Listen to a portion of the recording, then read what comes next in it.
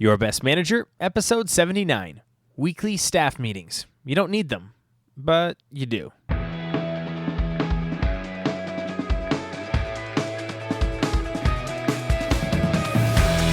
Hey everybody, and welcome to the Your Best Manager podcast, featuring interviews with senior managers and leadership experts, as well as practical advice for first-time managers.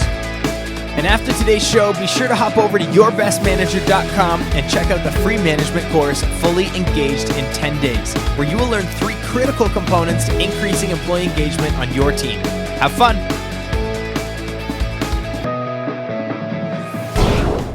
Hey, what's going on? Jamie Newman here, and I'm going to jump right in today. This is the last episode on the topic of meetings within the Fundamentals of Management series I've been running each and every Monday on the podcast here. As a quick recap, in episode 67, I shared with you some best practices to make your meetings more effective. Then in episode 70, I encouraged you to schedule and run weekly one-on-one meetings with each of your direct reports, and I gave you a standard meeting agenda that you can use to get the most out of these employee-led meetings. In episode 73, I walked through a framework and structure for putting together an engaging and productive quarterly team meeting, which leaves just one item left to discuss: the weekly staff meeting. And this type of meeting right here is typically the meeting that gets the bad rap. When people complain about meetings, this is usually the meeting they are complaining about. And that's because a weekly staff meeting is a necessary evil. At least that's what most managers turn it into. But my view? Well, weekly staff meetings are necessary in my opinion, but I'd rather look at them as opportunities than evils. Although maybe that's because I never really ran conventional weekly staff meetings. And if you listen to episode 67, I briefly talked about my approach to this weekly staff meeting at the end of that show. So in today's episode, I'll share that philosophy again, and I'll explain how I would run these meetings so that you have an example to follow and an example that you can use to adapt to your business. But before we dive into any of that, I do want to hit on a couple of points here. First of all, I want to talk about why these meetings are, in fact, necessary. And then I want to talk about why managers screw them up. Actually, you know what? I'm first going to talk about why managers screw these meetings up, because part of the reason they screw these up is because they don't understand why these meetings exist in the first place. So why don't I start off by sharing some of the reasons why you don't need a weekly staff meeting. You do not need a weekly staff meeting to provide group or collaborative coaching or training for your team. I've been in meetings like this where each week, 15 to 20 minutes, sometimes longer, is used as a group sort of collaborative coaching session where feedback is exchanged, where work is critiqued, where projects are analyzed, and where people get almost put on the spot or in the hot seat in front of their peers in an attempt to let the rest of the team ask questions, give advice, and help coach one another, which sounds really good, but it's not necessary. And here's why.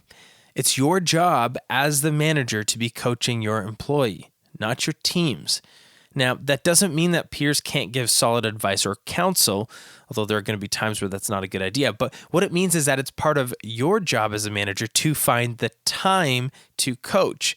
And by doing group or collaborative coaching consistently in your weekly meetings, you're essentially wasting the time of everybody else, because the only person who really needs to be carving out that time for coaching and giving advice is you. Now, maybe you heard that and you don't like it. Maybe you're thinking that by coaching in a group setting that the advice can be beneficial to all participants, and maybe that the team perspectives can be helpful for solving problems. You are right, sometimes. But as a general rule, there are just better uses of that time. And if you, as the coach, feel that one of your direct reports should be soliciting feedback from her peers, well, then that's something that you should coach your employee to do, to go get some feedback from her peers, just not consistently in a weekly staff meeting. And if the only time your team is coming together to collaborate and share feedback is in a weekly staff meeting, you've got a problem. So if you currently do this within your weekly staff meetings, take my advice, cut it out, and you will have just cut 20 minutes off of your weekly staff meeting, and you will be happy, but everybody on your team will be happy. And then you can leverage the weekly one-on-one meetings that you do with each of your direct reports to provide the coaching your employee needs. Which brings us to the second reason you don't need a weekly staff meeting. A weekly staff meeting is not a replacement for one-on-one meetings, or it is not a replacement for the relationship building that comes from one-on-one meetings. Now, this should be obvious, especially if you listen to episode 70 where I talked about one-on-one meetings, but let me explain where many managers make the mistake. One of the biggest complaints managers have is that they don't have enough time. And when there isn't enough time in the day or enough time in the week to do everything you want to do, well, what do you cut? Well, many managers cut out the one-on-one time with their employees, or they never schedule it in to begin with because there's not enough time. Every manager knows that it's important to communicate and knows that it's important to build relationships and to get to know their people, but instead of carving out time for those things, many managers think that those things can be accomplished by having a weekly team meeting. Everyone gets together, you can have some chit chat at the beginning, maybe tell a couple of jokes, ask how the week is going, and, build relationships, right? Wrong. Dead wrong. If you want to build quality relationships with your employees, it's not just about getting personal information from them, like your goals, which is important, like their kids' names, which is important, like their weekend plans, which is important, but it's about setting aside time one-on-one to give them your full, undivided attention. So, weekly staff meetings do not replace one-on-one meetings or the relationship building that happens through one-on-one meetings. Now, another reason you don't need a weekly staff meeting, project updates. You don't need a formal staff meeting for project updates. And I can hear all the project managers getting ready to send me emails, but let me explain. Project meetings are different than weekly staff meetings. Project managers are responsible for delivering a result when the team members don't typically report to them as project managers. As such, sometimes a project meeting is the only opportunity to ensure effective communication. But what I'm talking about are weekly staff meetings.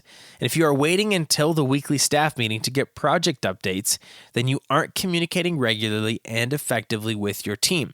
And I can also guess that you are not holding regular one-on-ones with your direct reports.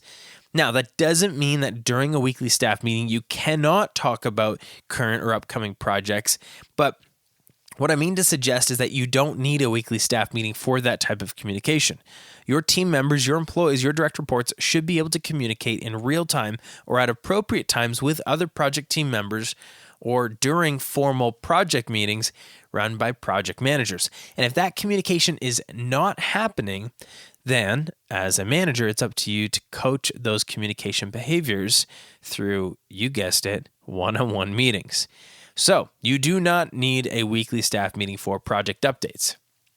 Okay, so we aren't going to spend much time on this next one because it should be obvious, but you don't need a weekly staff meeting to discuss committee updates. Committees are really nice, and they're a very good thing for companies to organize and budget for from time to time.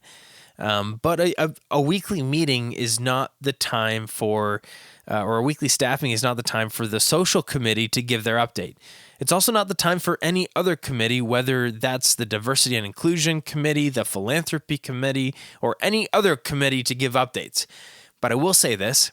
If those committees have specific events or needs for that week, then it is definitely appropriate to spend 30 to 60 seconds, not minutes, on those things. Because again, I'm not saying that these conversations are not supposed to happen during a weekly staff meeting.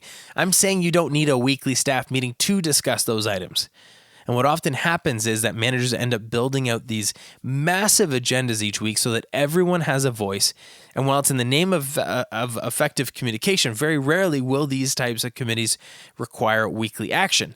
And if they do, well, your team may be working on projects that are outcompeting the results you're desiring for your business.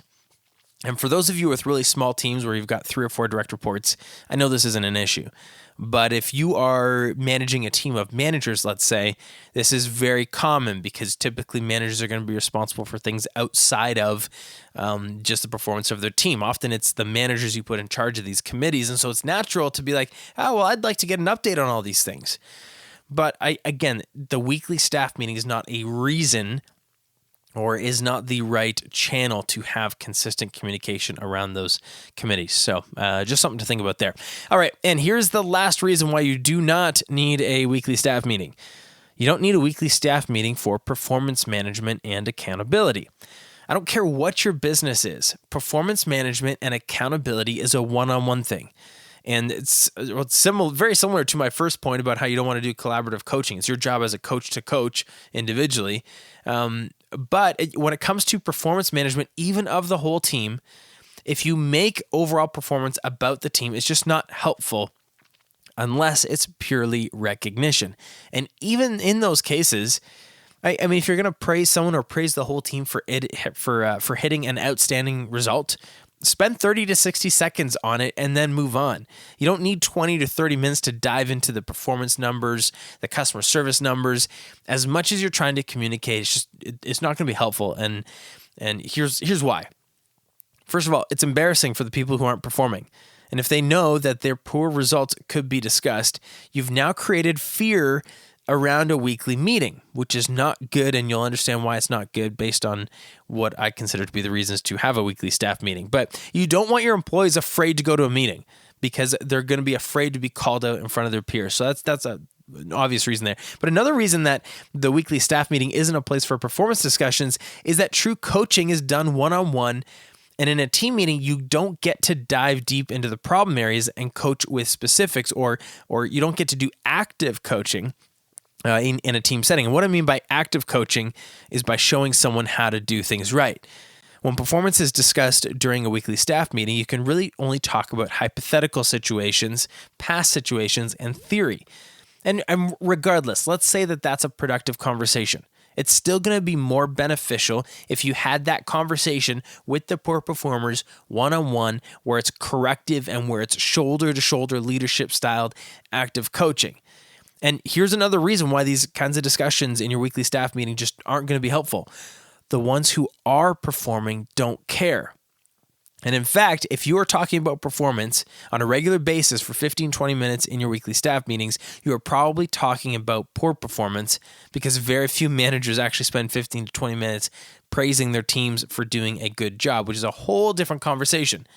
But the fact is, the ones who are performing well, the ones who are hitting the targets, the ones who are doing really well, don't want to be associated with the ones who are not, which makes it an uncomfortable conversation regardless of how you're doing as an employee. It's just not the place. So I've given you 5 reasons why you do not need a weekly staff meeting. You don't need a weekly staff meeting for group coaching and collaborative feedback. You don't need a weekly staff meeting to build relationships and do one-on-ones. You don't need a weekly staff meeting for project updates. You don't need a weekly staff meeting for committee updates. And you don't need a weekly staff meeting for performance management and accountability. And I'm going to explain why you actually do need a weekly staff meeting in just a minute, but I do want to share something with you first. You may have some questions, maybe even some comments or concerns about what I just talked about, and you may have some questions relating to what I'm about to talk about. Questions like, well, what if performance is really bad and needs an overhaul? Isn't weekly discussion warranted? Or what about group accountability? Isn't there a place for people to be accountable to the group and to the team? Or maybe you're interested in my stance on something like diversity and inclusion, because I kind of just brushed it off and said it doesn't belong in a group meeting. So I'm not going to have time to dive into these questions. And to be honest, I don't actually know what you are thinking right now. But I do know that there are many companies, many managers, and many teams who run meetings very different from how I'm going to be suggesting they be run. And I know that there are many of you who are listening who are forced to sit through meetings that are very different from what I'm suggesting, or you've been told by your company to run your meetings very different from what I'm suggesting. So with all that into consideration, here's the thing.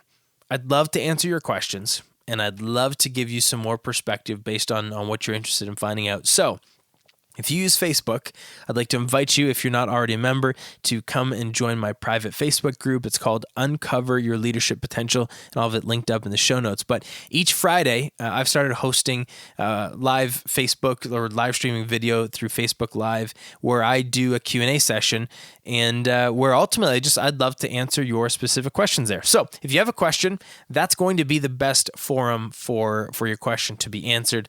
Plus, if you have a question, I'm sure someone else has a very similar question, so I'd love to give the answers to many people. But if you do not use Facebook, just shoot me an email, or if you're into Twitter, send me a tweet. But if you use Twitter and don't use Facebook, that's kind of weird. Anyway, sound good? Awesome. Okay, so after hearing the 5 reasons not to have a weekly staff meeting, here's why you need to have a weekly staff meeting. Yes, a weekly staff meeting every week. And it's really simple: communication and motivation. That's it. Each week, you want an opportunity to communicate information down from the top of the organization. You want an opportunity to communicate what's important for the week ahead. And you want the opportunity to communicate up within the company. And I'll explain those in a minute. Additionally, you want to have a weekly staff meeting to pulse check employee engagement, team engagement, and motivate your team every week. Let's start with communicating down. Whether you are the business owner or a frontline supervisor, to your employees, you are the company, which means that anything the company communicates that is relevant to your team should be communicated down by you.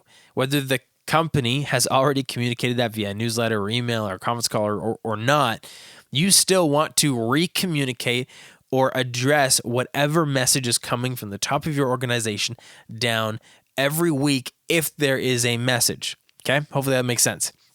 But this is helpful for filtering company messages, for measuring comprehension of those company messages, and for turning company messages into action and relating an overall organizational plan or strategy to your group by explaining how the big picture kind of works.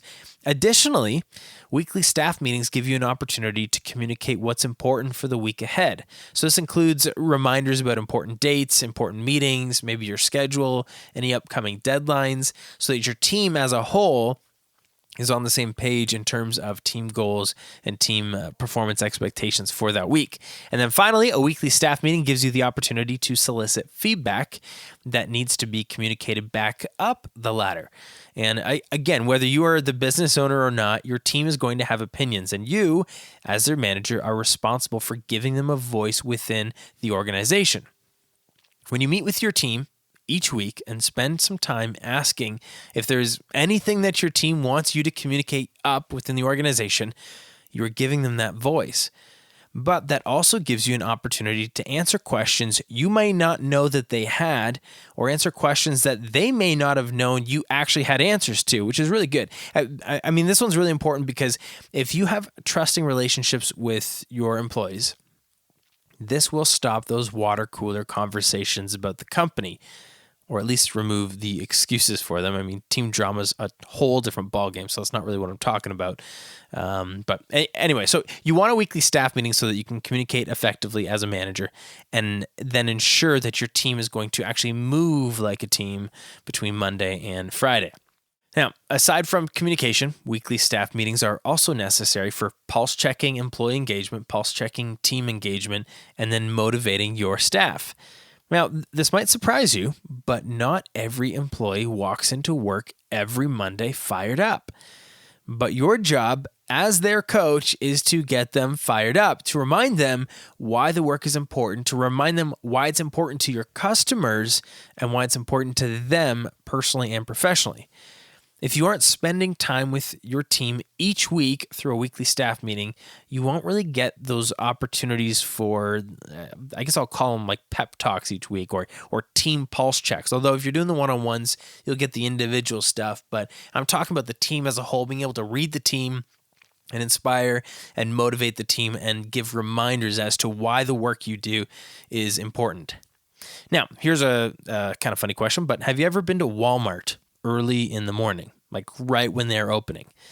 If you have, you might have seen one of their daily, I don't know what they're called, powwows, I'll call them. And so what happens is that each and every morning, the supervisor gathers his or her team, and they have a really quick meeting, which is concluded with a cheer.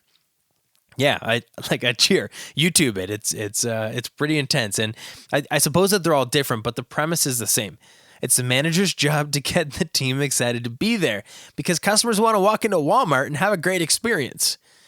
Of course, now I'm not suggesting that you should do a cheer every day, and I'm also not suggesting that you should do a staff meeting every day. That depends on your business. And within retail, short daily meetings actually make sense. I mean, you may have different employees coming into work each day because the shifts are different.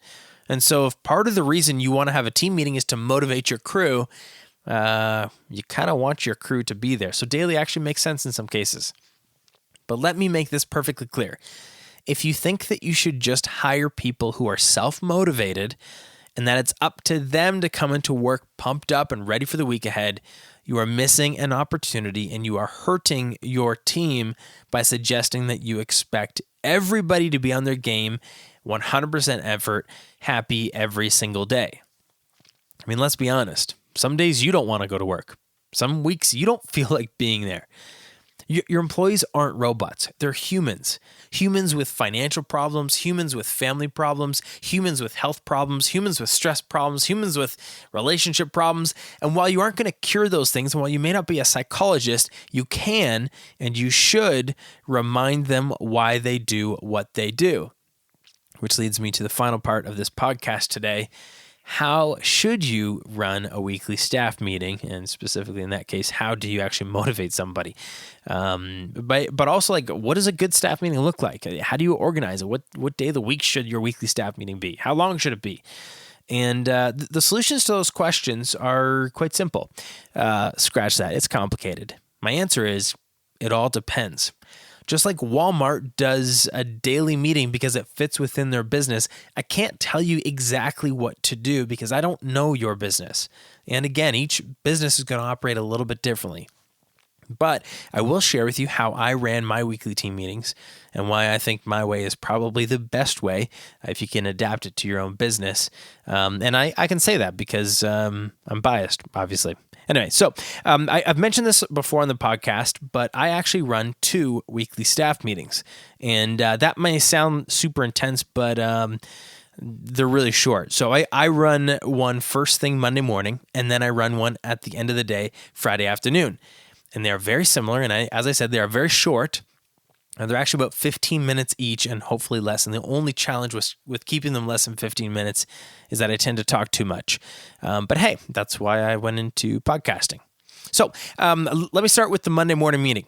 So every Monday morning, the first thing I would do is meet with my team, and it would be structured with 5 bullet points, and it's going to be the same with the Friday afternoon meetings, 5 bullet points. And the first bullet point, I start off with a good old chit chat. No matter what business you are in, people don't live for their work. Their work can improve their lives, but work is not most people's life.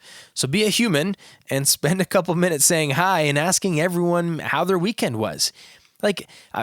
Just enjoy the company of your staff. And this is key.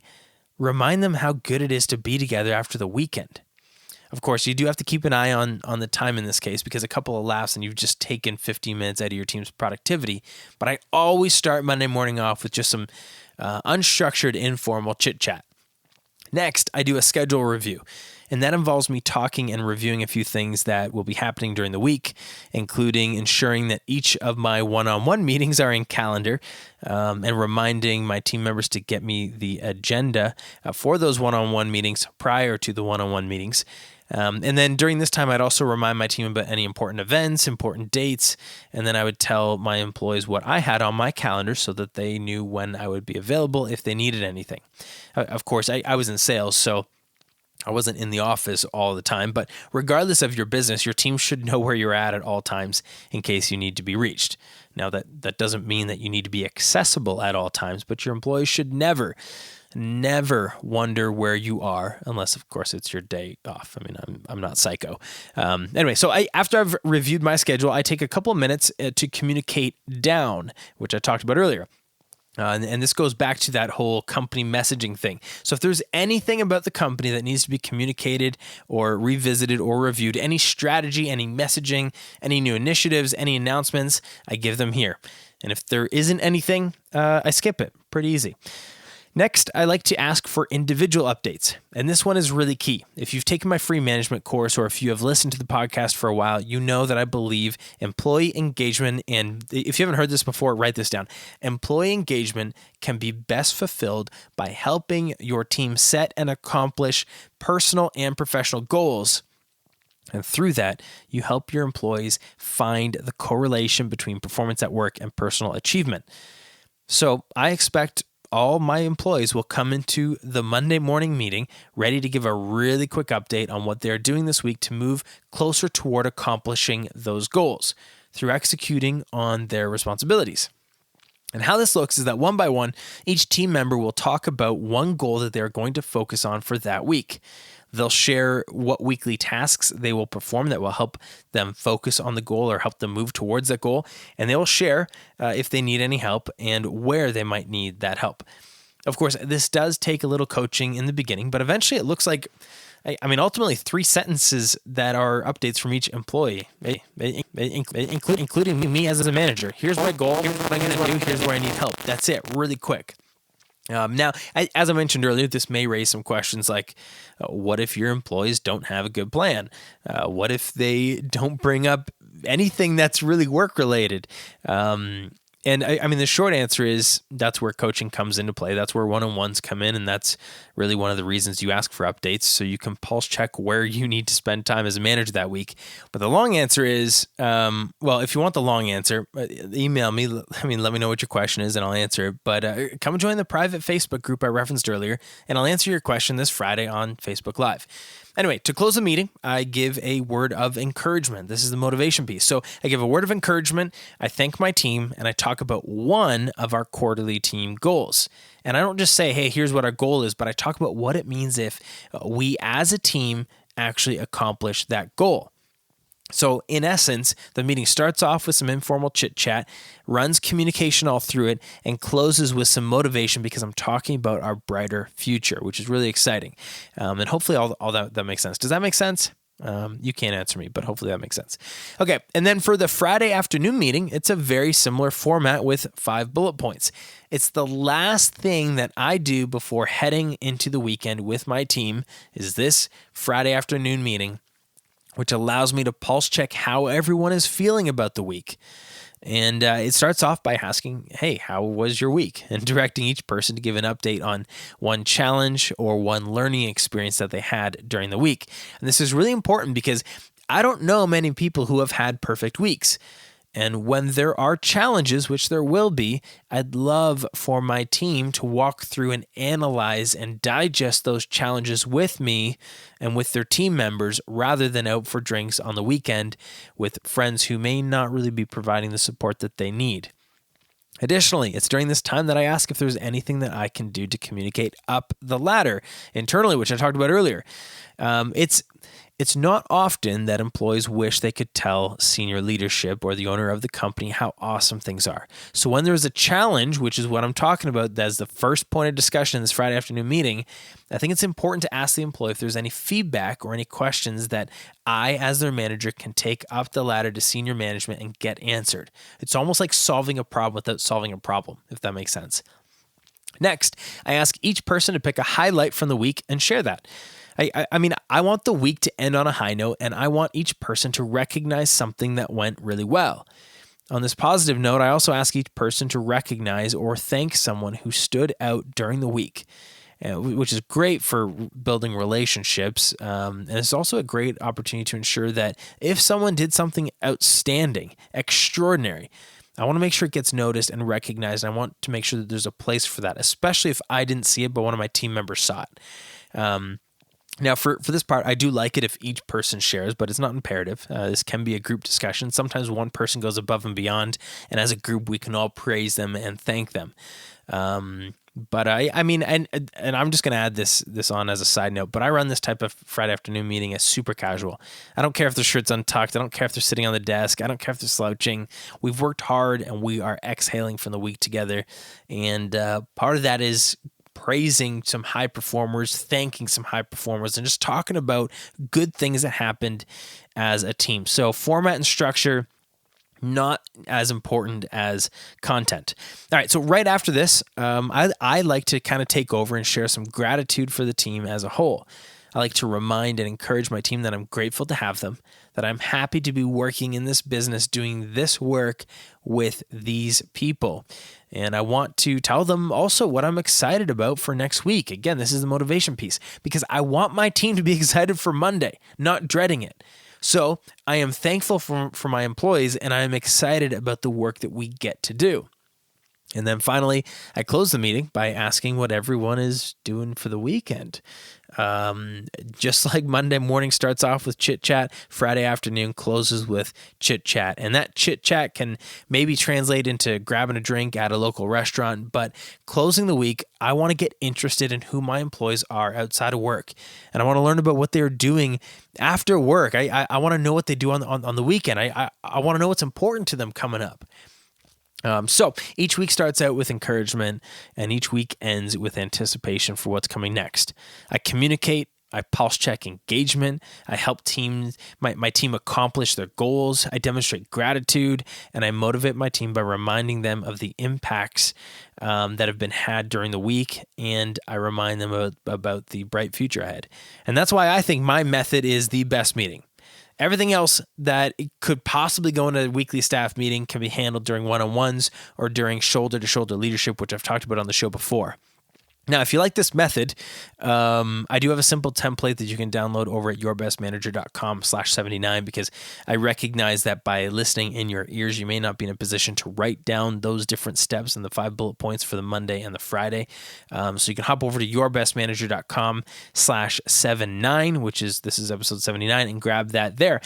And if you have any questions, ask them. I'd love to help you out. So shoot me an email, but better yet, come over and join my private Facebook group, Uncover Your Leadership Potential, and I'll answer all your questions on live video this Friday. Thanks for listening. All right, everyone, that does it for today's episode. Thank you so much for listening. Now hop over to yourbestmanager.com and take advantage of the free tools, resources, and training which I've created exclusively for you, the next generation of leaders. Oh, and have fun.